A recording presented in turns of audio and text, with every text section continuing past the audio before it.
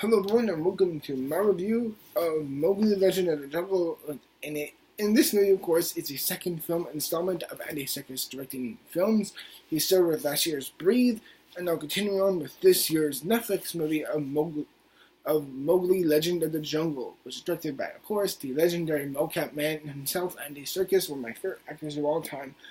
And in this film, he takes on a more darker and mature approach of the classic 1884's Rudyard Kipling's novelization. And in this film, he, of course, depicts a much darker, harsher, I wouldn't say bleak, but harsher, more dark approach of the material at hand. And of course, it has, the traditional story arc approach for a movie. Like, Mowgli lives with the wolves, he outcasts himself in a forceful way or not, because of sheer con and the sheer idea of the threat and danger that he poses, and how the wolves' lives are at stake, and the whole family structure, and how Mowgli won't be safe either with them or without them.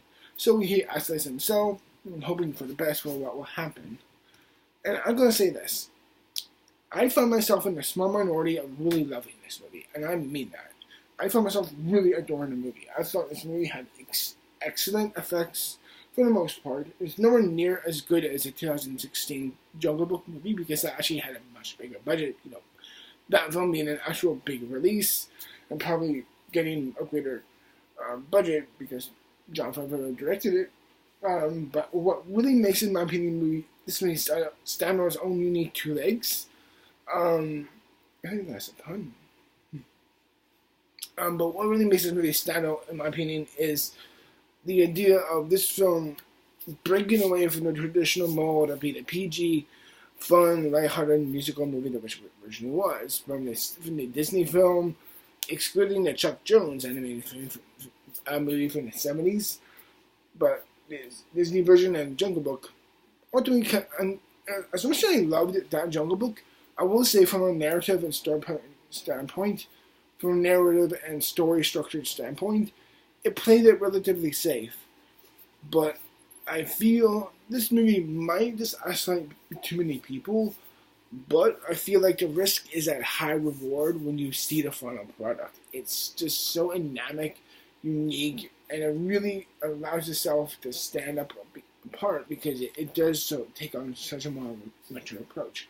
I loved how it did take a chance. I loved how it went darker.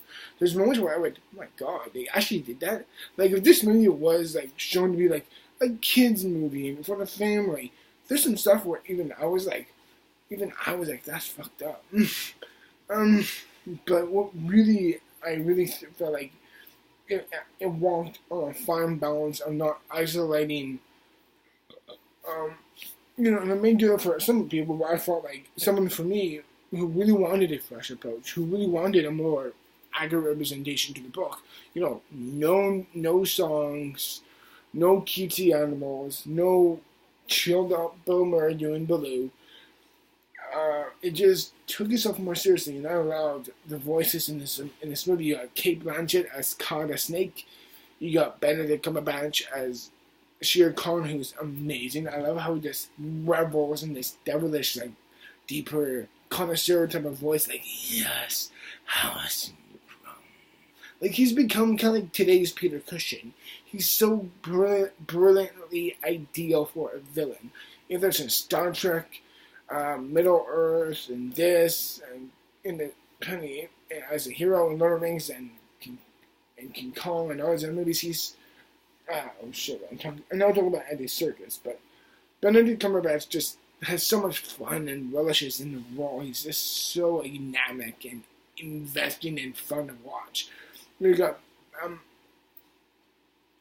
Christian Bale as Bagheera, the Panther, and he's really great. I love the calm, soothing, mature, almost like why does your brother feel to him, and I love that so greatly. And I also loved Andy Serkis as Baloo, and I loved how he was so much more different. He wasn't, as I said, he wasn't the more chilled out, Bill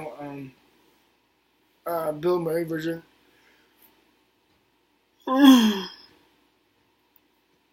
Excuse me, I just had a yawn.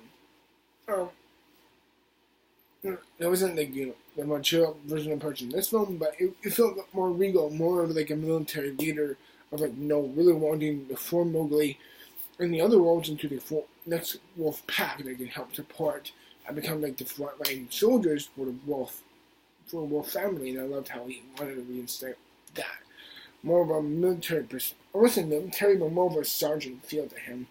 The hard-edged person who wanted to really make him formate into the group standards and help understand the wolf law and how the jungle works and how the wolves work and how they all function together. So there's a real sense of establishment and previous history to it that makes it feel lived in. And and Mowgli himself lives in and relishes in it quite as well. So within it, I didn't really feel like there was such a great moment to it, weight and sweetness. I won't say a weight, no, sincerely a weight, but it's so odd that I just really enjoyed it. Also, the kid who our name escapes me, I'm just gonna cheat online. I forgot his name, so screw it. But the kid in this movie who plays Mowgli is also really good. Not only is there a lot of great emoting to the camera, but there's a lot of physicality and strain. And I loved how he just looked like he was messy all around. There's just a great gloss and fierceness to the movie that doesn't hold back.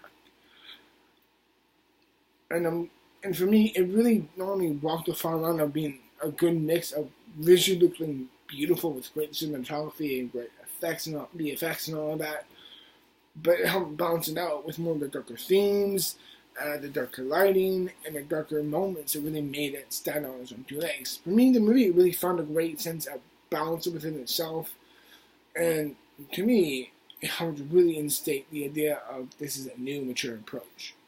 How it really took a giant leap, and while having some good connection to others, never isolating itself too far from the material. For me, it just did a right note. And overall, I thought Mowgli Legend of the Jungle was just a great watch. Sure, I do admit some of the writing does feel a little elongated at times. Not all the...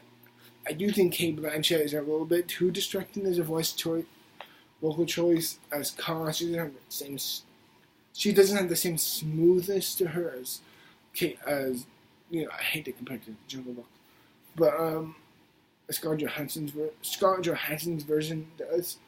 But it's also just, and I do feel like there's some kind of clunky dialogue here and there within it. Again, the story kind of feels a bit too elongated at times, and the narrative does kind of at times feel like it's meandering, but it always just finds a good balance.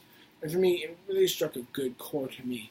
Overall, I'm going to give Mowgli Legend of the Jungle an 87%, everyone. I really do hope you enjoyed my review for the movie. And as always, stick around for my review of Spider-Man Into the Spider-Verse tomorrow. Till then, thank you very much for watching, and bye-bye. I'm out.